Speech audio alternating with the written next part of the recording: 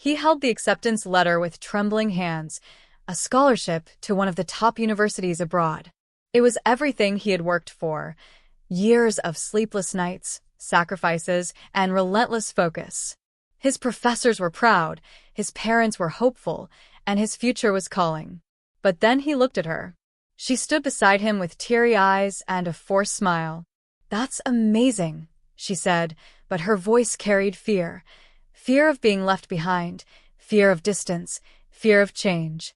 They sat in the park where they first met, under the same tree that had witnessed their promises. He wasn't the kind of man who complained. He had made his choice. Now he had to make it work. Mornings began before sunrise. He'd deliver parcels for a courier service, spend the afternoon assisting at a mechanic shop, and in the evenings, he'd help an old friend run a roadside tea stall. Weekends were for planning, scribbling business ideas. At first, she was proud of him. Proud of his efforts, his devotion, his long hours and cracked fingers. She'd post pictures of their small home, their simple meals, their little victories. He was her king, and she was his world. But slowly, something changed. It began subtly. The way she paused a second longer on influencers' posts, showing designer handbags, vacations in Dubai, and candlelit rooftop dinners. Her friends, once her equals, had moved on. Some married wealth, others traveled often, a few flaunted their perfect lives online. And she started asking, why not me? She looked at her life, chipped tiles, the buzzing fan, his oil-stained shirts, and a restlessness took root. The pride she once had in his hard work began to fade. His hands, once symbols of sacrifice, now felt rough against her skin.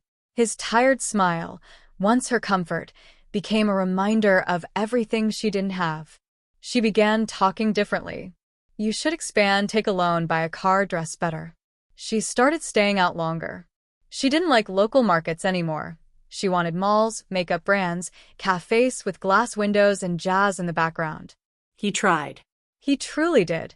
He saved more, worked extra shifts, even skipped meals to get her what she admired. But no matter how much he gave, her eyes were always chasing more, beyond him. She no longer called him king. Now she called him simple. And while he thought he was building her dreams, she had already started imagining a life with someone who could offer her the dreams he couldn't afford. At first, he didn't notice. After all, she was young, beautiful, and free. Why would he question her wanting to feel good about herself? New clothes, a change in hairstyle, makeup routines that took longer. He welcomed it. He even complimented her. You look nice today. Is that a new dress? It suits you. She'd smile, not at him, but at her phone. The phone that used to lie idle on the table now never left her hand. It buzzed late at night with muted notifications. She began sleeping with it under her pillow. There was a time when she would run to the door when she heard his key turn. Now, the door stayed closed, and so did her heart. He stepped into the house one evening, arms full of groceries and her favorite snacks. She didn't look up from her phone. No smile, no welcome home. Just a half nod as if his presence was a mild interruption. The lights were on. The food was cold. She was there, yet miles away. He placed the bags on the table, tried to speak, something about a funny customer at the shop, or a neighbor who slipped and blamed the dog. She barely responded. Her laughter, once so full and alive, was now reserved for someone on the other end of the screen. The walls of the house echoed with silence, not the peaceful kind, but the heavy, stifling quiet of two people drifting apart under the same roof. She didn't ask about his day anymore. She didn't cook for him anymore. Some nights, she didn't even sleep beside him. He began tiptoeing, literally and emotionally, afraid to disturb her mood, her plans, her space. He felt like a visitor in his own home, unsure where he stood, unsure if he even belonged.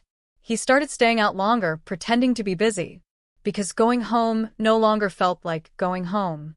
And yet, every night, he still brought something for her, a pastry, a rose, a joke, a tired smile, hoping maybe one day she'd look at him the way she used to. But her eyes didn't light up anymore. And in those quiet moments he began to understand. Love isn't lost in fights or betrayal. Sometimes it just fades until you're sitting across from someone who used to be yours and realizing you're no longer part of their story. He never imagined he'd be the kind of man who checked his wife's phone. But that night, something broke. She had fallen asleep with her back turned to him again. Her phone, carelessly left unlocked, buzzed once. Just one message. But it was enough. Can't wait for the weekend, babe. Loved the shoes. You spoil me. His heart stopped. His fingers moved against his will, scrolling, opening chats, piecing together a truth more painful than any betrayal he could have imagined. Photos. Conversations. Booking confirmations. Screenshots of expensive items she had ordered. Paid with his card. His money. His sacrifices. Gifts he thought she bought for relatives. They were for another man. Dinners he believed were with friends. They were dates. Trips she claimed were girls only. He now saw selfies of her with someone else. The man was younger. Flashier. Carefree. Someone who offered charm, not commitment. Pleasure, not partnership. And she was smiling in those pictures. Wide, unapologetic smiles he hadn't seen in years. She looked alive. But not for him. He sat there, numb, phone in hand, memories crashing over him like waves. The scholarship he gave up. The late nights. The wounds on his hands. The small joys he sacrificed to build something for her. And she had spent all of it. Not just his money, but his dreams. On someone who had given her nothing but attention. He didn't cry. Not then. Not yet. Pain like that doesn't need tears. It just empties you. And for the first time, he realized the silence in their home wasn't just emotional distance. It was replaced love. He waited until morning. Not because he needed time to plan what to say, but because he needed time to make peace with what he already knew. She came out of the bedroom humming, dressed in one of her new outfits, bought with the same money he had once hidden in envelopes marked Home Fund and Future Baby. He set her phone on the table. Open. Exposed. She paused mid-step, eyes locking with his, but said nothing. I saw everything, he said softly. No shouting. No anger. Just quiet devastation. Still, she didn't panic. Didn't cry. Didn't beg. Instead, she pulled out a chair, sat down, and folded her arms like a woman preparing for a debate, not a confession. You gave me loyalty, she said coldly, but not life. He blinked. She continued, her tone sharp, unapologetic. I was tired of waiting, of struggling. I deserve comfort. A better house. Better clothes. A man who doesn't always smell like engine oil and stress. You mean a man who didn't sacrifice everything for you?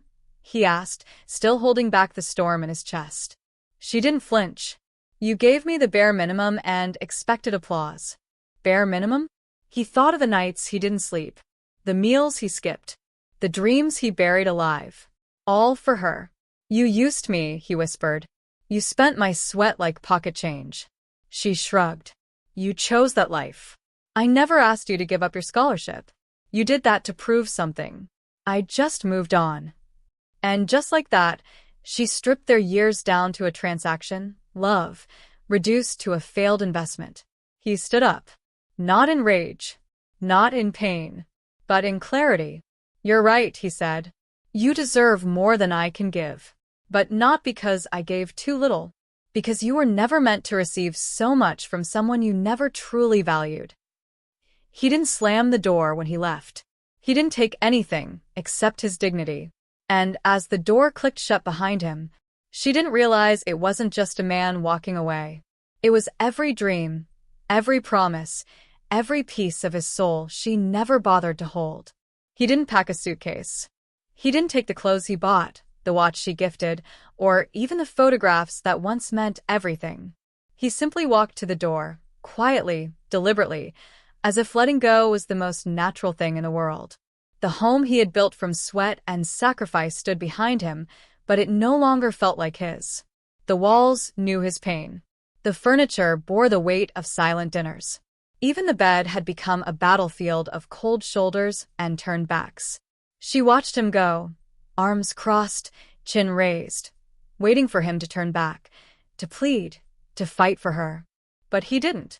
Because the moment you realize someone doesn't see you anymore, fighting for them feels like drowning in your own worth. Outside, the sky was gray, and the street was quiet, but he felt lighter than he had in years. For so long, he had carried the guilt of not being enough. But now he saw the truth. She wasn't hungry for love, she was addicted to more. And more had no finish line. He didn't leave with rage. He left with self-respect. He left with the silence of a man who had given everything, and still chose peace over bitterness. He walked away not because he was weak, but because staying had become a betrayal to himself. And though he had lost years, tears, money, and dreams, he had reclaimed one thing no one could take from him again: his worth. The first few weeks were the hardest, not because he missed her, but because he had to face the empty silence left behind by years of being unheard. He moved into a modest one-room apartment above his shop. No curtains, no decor, just a mattress on the floor and a window that let the sunlight in. It wasn't much, but it was his. No one waited for him at the door now. No one asked where he was going or criticized how tired he looked. And oddly enough, that silence started to feel like freedom. He threw himself into work. Not out of pain this time, but purpose. He expanded the shop, took a small loan, hired 2 assistants, and learned how to manage, delegate, and dream again. He began reading at night, started jogging in the morning, cut off old toxic circles, began saying no when he needed to, and started saying yes to himself. People noticed the change. You look different. Something about you seems lighter. He smiled, not with pride, but with quiet understanding. Because the truth was, he had stopped chasing love that hurt, and started becoming the man he once hoped someone would see. No more proving his worth. No more begging to be enough. He wasn't building for someone else now. He was building for himself, for the version of him that once gave up everything for love, and was now learning that he was enough all along. And as the seasons changed, so did he. Not into someone bitter, but someone whole. It was just another lazy evening. She was flipping through TV channels, sipping coffee in the apartment she now shared with someone who promised more but delivered less. And then, her hand froze on the remote. There he was, on screen, in a crisp suit, speaking calmly at a business conference. Confident, polished. Not the man she remembered, tired, quiet, always apologizing. This man radiated strength. The banner beneath read, "Local entrepreneur turns repair shop into national tech brand." He was shaking hands with officials, surrounded by applause. His story, the sacrifices, the setbacks, the resilience, was inspiring millions. And suddenly, the room felt colder. She leaned in, eyes wide, heart racing. He looked good, too good. His shoulders straighter, his smile genuine, not a trace of the broken man she left behind. She watched as he was asked about his past. He paused, smiled softly, and said, "I gave up a lot once for love, and I lost myself in the process. But I'm grateful, because losing everything taught me to value the one thing I never should have sacrificed me." She swallowed hard, because in that moment, she saw it clearly. She didn't just lose a man who loved her. She lost a man who was becoming someone the world would eventually admire. He had once placed his dreams in her hands, and she spent them like loose change. Now, those same dreams had built a life she could no longer touch, no matter how much she missed it. The camera panned to him stepping off the stage, shaking hands, surrounded by people who saw what she never did. And she sat alone, wondering how she ever let him slip through her fingers. But it was too late. He had sacrificed his dreams once. He had loved blindly once. He had broken silently once. Never again.